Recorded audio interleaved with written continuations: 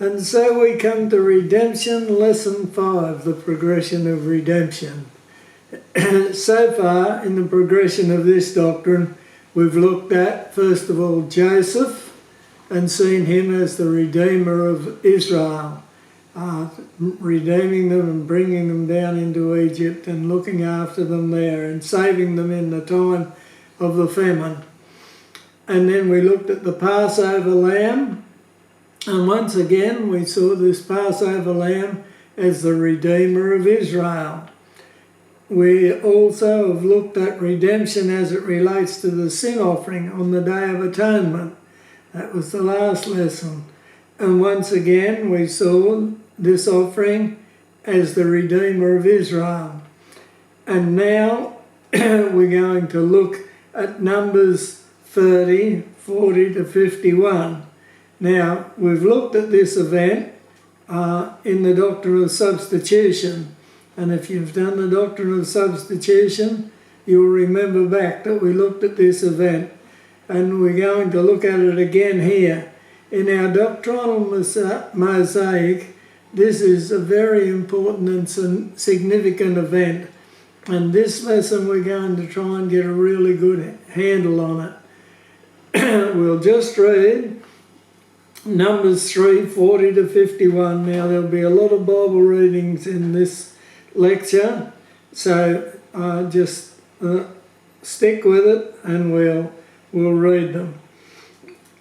And the Lord said unto Moses, this is verse 40, number all the firstborn males of the children of Israel from a month old and upward, and take the number of their names, and thou shalt take the Levites for me, I am the Lord, instead, or in the place of, all the firstborn among the children of Israel, and the cattle of the Levites instead of all the firstlings amongst the cattle of the children of Israel. And Moses numbered, as the Lord commanded him, all the firstborn among the children of Israel, and all the firstborn males by the number of names from a month old and upward, of those that were numbered of them were 22,213. Right, 22,273. And the Lord spake unto Moses, saying, take the Levites instead, in the place of all the firstborn among the children of Israel, and the cattle of the Levites instead of their cattle, and the Levites shall be mine. I am the Lord. And for those that are to be redeemed of the 213, 270,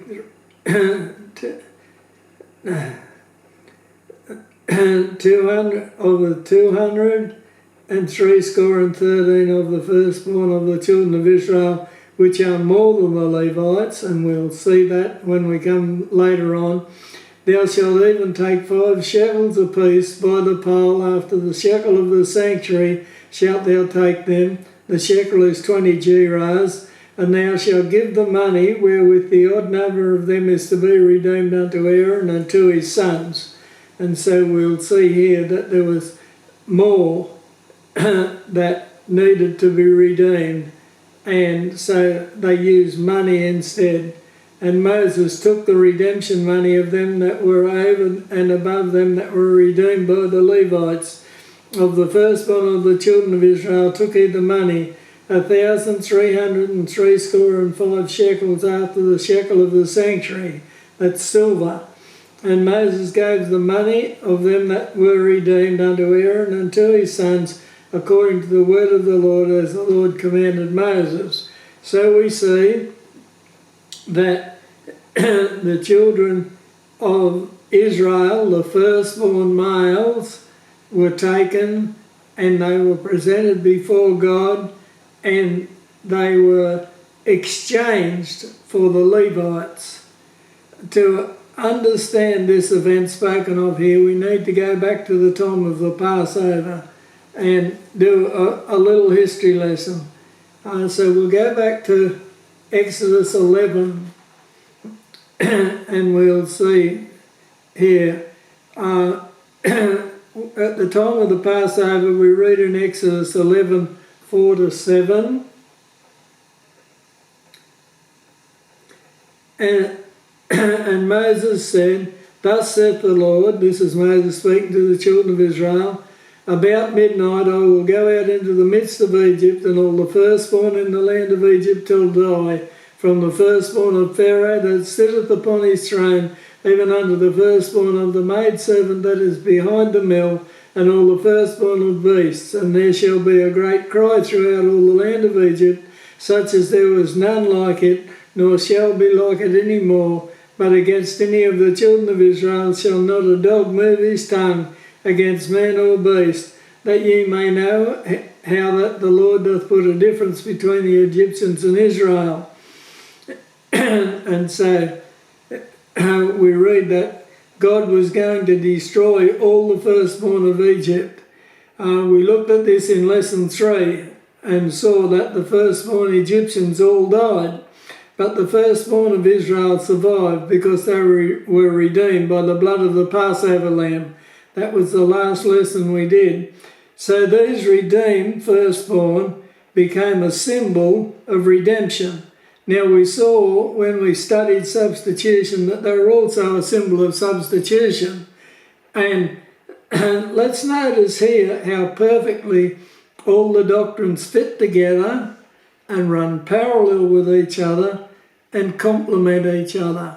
They don't contradict each other. They are perfectly in harmony with each other, and they run parallel together. And we see it particularly in these two doctrines, substitution and redemption. Because God had redeemed these firstborn, God set them apart as special. Exodus 13, 1 and 2 tells us that. And the Lord spake unto Moses, saying, Sanctify unto me all the firstborn, whatsoever openeth the womb among the children of Israel, both of man and beast, it is mine. So God sanctified them and set them apart as special. They were representatives of every family of Israel, right? The firstborn son of every family. Furthermore, God set in place a system where throughout the future of Israel, every firstborn would be God's, not only the ones that were saved in Israel, but for the future. Exodus 13, 11 to 13. We'll have a look at that. Exodus 13, 11 to 13. This is after they come out of Egypt. God says, And it shall be, when the Lord shall bring thee into the land of Canaan, the Canaanites, as he sware unto thee and to thy fathers, and shall give it thee, that thou shalt set apart unto me all that openeth the matrix, or the worm, and every firstling that cometh of a beast which thou hast, the male shall be the Lord's, and every firstling of an ass thou shalt redeem with a lamb, and if thou wilt not redeem it, then thou shalt break his neck, and all the firstborn of man among thy children shalt thou redeem. And so we see God puts a system in place where every firstborn belongs to God. So we've got this big group of men, 22,273, set aside from the rest of the children of Israel. God set them aside as soon as they came out of Egypt, and now we come to the time of the giving of the law, and we find that God says, now this group that I've set aside, I'm going to do something with. And God obviously has a purpose for them, and we find out what that purpose was when we come to Numbers 3. So back over we go to Numbers 3, and we'll get a picture here. We'll start and read verses 9 to 13.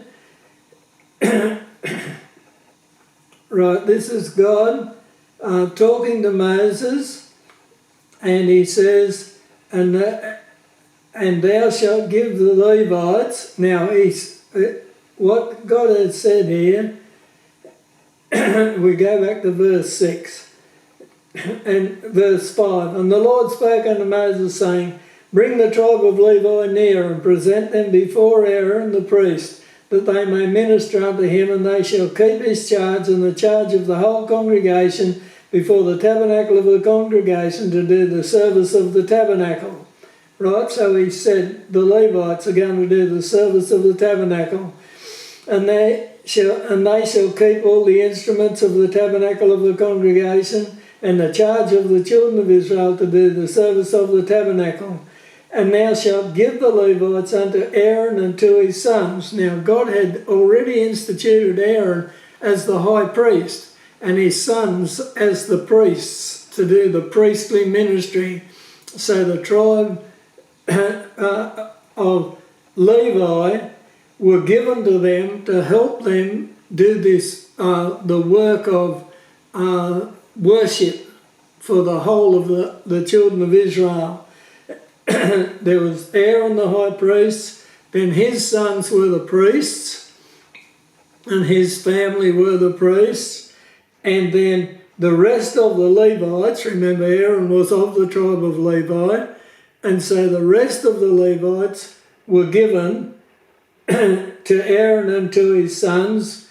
It says they are wholly given unto him out of the children of Israel, and thou shalt appoint Aaron and his sons, and they shall wait upon their priest's office.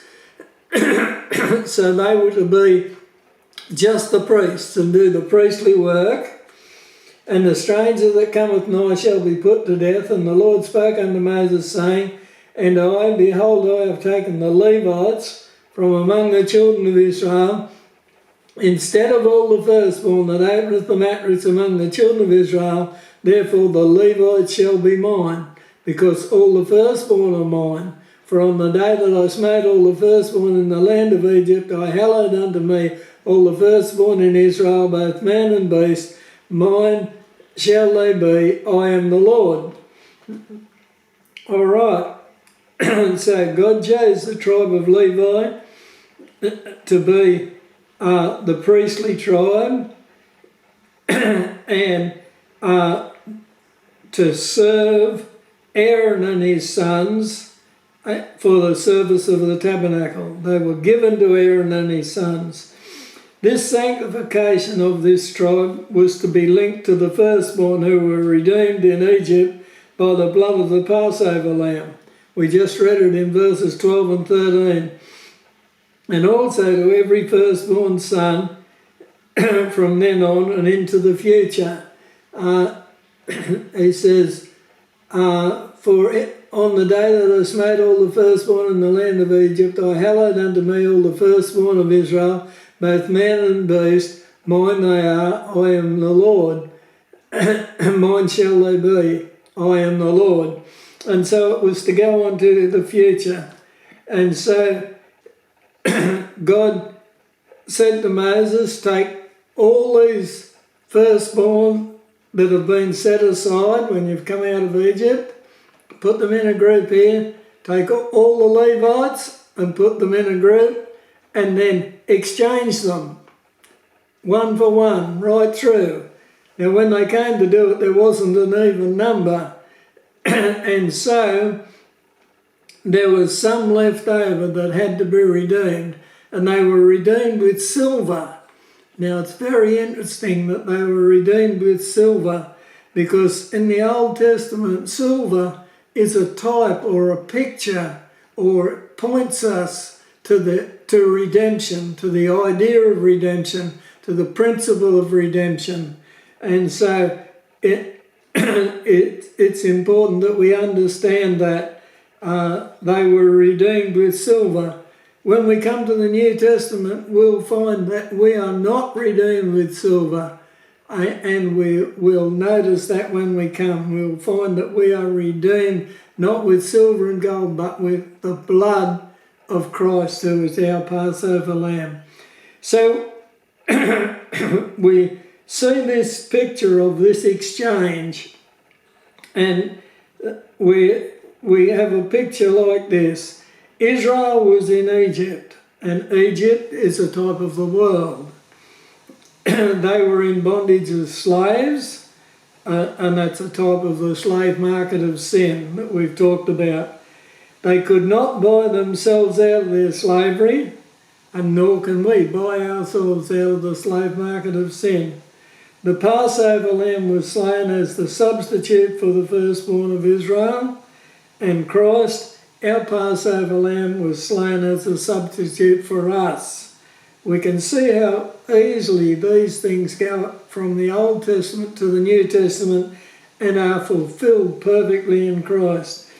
The blood of the Passover lamb on the lintel and doorpost of the house, vertical and horizontal, redeemed the firstborn of Israel.